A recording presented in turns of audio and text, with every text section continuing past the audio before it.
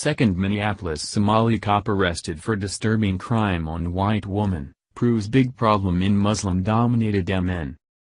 It's been a little over a month since the Somali Muslim cop murdered white woman Justine Damond in cold blood, after the unarmed woman placed a frantic call to 911 after witnessing an assault in her neighborhood. As the city of Minneapolis evolves into a crime-ridden Sharia swamp after Somali migrants continue to invade at an unprecedented rate, now another Somali Muslim cop in the same city has just carried out a brutal crime, and predictably, there is complete silence by the mainstream media. Muslim lover and flaming liberal Betsy Hodges is the mayor of Minneapolis, and has been instrumental in getting Muslims hired onto her police force, fast-tracking them on the path to patrol the streets with a badge and a gun. After Mohammed Nur was placed on leave following the murder of Justine Damond, the very same police department hired another Muslim cop to take his place, by the name of Ahmed Mohammed Jama. But on the very night of his swearing-in ceremony as Minneapolis' newest officer, the cadet was arrested after a sickening discovery was made at his home.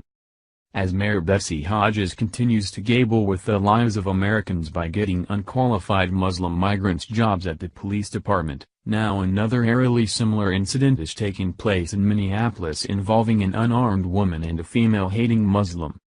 In an alarming report that's being quietly swept under the rug by the mainstream media, 29-year-old Ahmed Mohammed Jama was arrested for threatening to shoot and kill his wife on the very same night he was to be sworn in as police officer. According to the police report, Ahmed told his wife he was going to shoot her in the head and would be able to get away with it because of his new position as a cop. The police report went on to detail the horrifying event of how Ahmed threatened to murder his wife, while boasting that his new position as a cop would make him untouchable after he shot her in the head. Ahmed's wife was terrified, as her husband had a gun with him during the time of the threat, making her believe that he had fully intended to follow through on his plans. Fox 9 reported. An Apple Valley police officer responded to the 12,000 block of Glenbrook Way on a report of a past-action domestic assault. The officer spoke with a woman who reported that she got into an argument the night before with her husband, Ahmed Mohammed Jama. According to the criminal complaint, at about 11 p.m. August 1, Jama returned home and got into an argument with his wife. During the argument, he threatened her, saying he would shoot her in the head and get away with it. The woman reported being afraid of Jama and not feeling safe. According to the complaint, Jama had never threatened her like that before. He is employed as a licensed peace officer and his duty weapon was in the residence at the time he made the threat. Officers spoke with Jama, who agreed to give police a statement. Jama said they argued, but claimed it was more of a discussion, and denied making the threat. Ahmed of course denied his wife's claims, saying it was more of a discussion. I'm sure. Similarly to how males have discussions with their wives in the Middle East as they bash their heads in with rocks.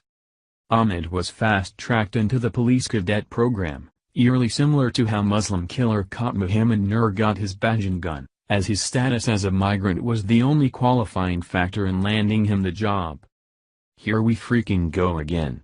The lives of innocent Americans are being risked so liberal morons such Mayor Betsy Hodges can be politically correct. How many more Muslim migrants have to murder innocent Minnesotans before the people of Minneapolis finally rise up and demand enough is enough? This is sadly what happens when bleeding-heart liberals continue to believe that Islam is a religion of peace and when political correctness trumps basic common sense. As Somali migrants continue to flood into this once all-American city at an alarming rate, incidents like this will sadly become the new normal for people who live in Minneapolis.